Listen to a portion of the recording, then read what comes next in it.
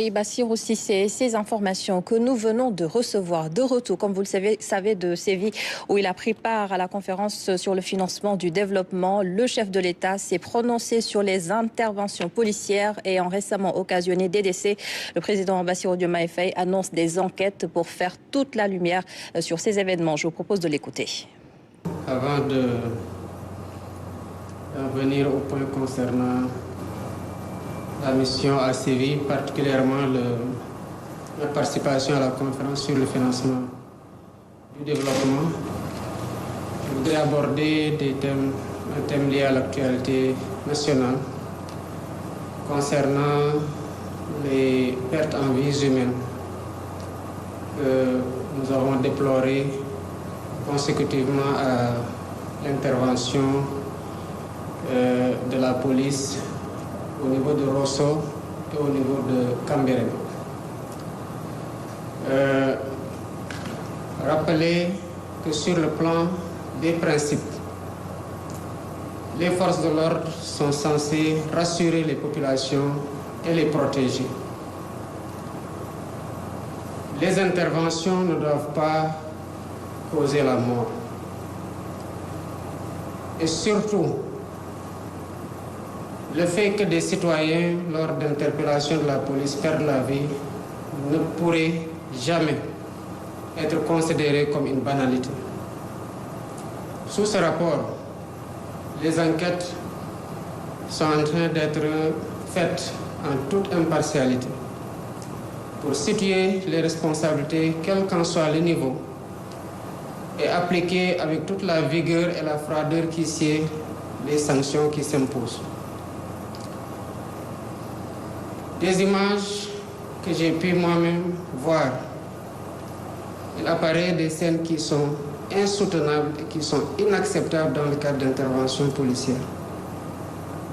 On ne saurait se servir des citoyens qui ont fait l'objet d'une arrestation dans le cadre d'échauffourées contre la police ou contre un quelconque corps constitué dans les forces de défense et de sécurité. Se servir d'un citoyen interpellé comme un bouclier.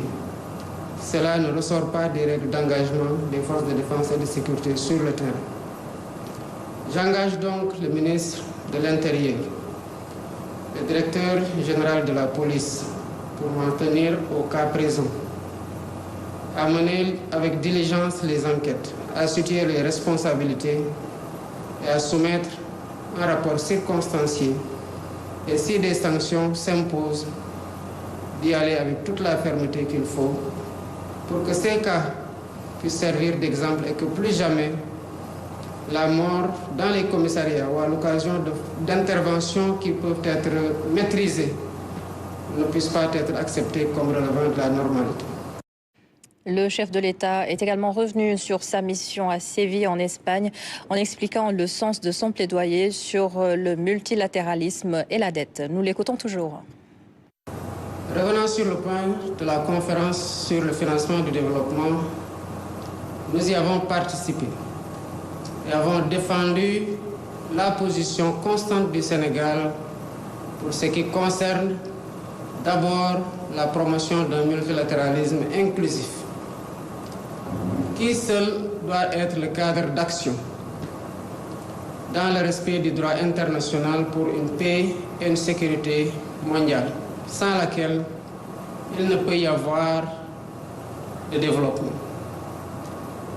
L'humanité, nous l'avons soutenu, ne peut tomber dans l'amnésie et laisser les vieux démons qui ont engendré la guerre dans des périodes sombres de notre histoire prendre le dessus.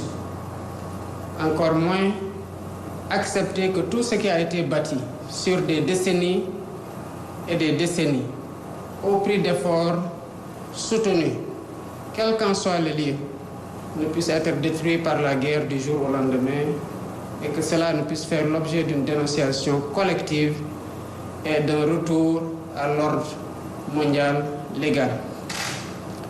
Sur le plan de la dette, la position du Sénégal reste constante et nous l'avons défendue. Les conditions dans lesquelles les pays les moins avancés ou les pays en développement, comme on l'appelle aujourd'hui, s'endettent, ne s'accommode pas d'un financement des priorités, puisque derrière, tout ce qui est amassé en termes de ressources intérieures, y compris même souvent les ressources qui sont acquises par la voie de l'endettement, servent souvent en priorité pour garder la crédibilité de la signature du pays, à financer, à rembourser en priorité cette dette et les intérêts de la dette, au lieu de financer les secteurs clés, à savoir la santé, l'éducation et la promotion de l'emploi des jeunes et l'autonomisation des femmes.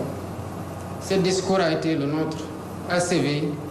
Il le restera de façon constante tant que la voix du Sénégal portera, et elle portera encore plus haut, Inch'Allah.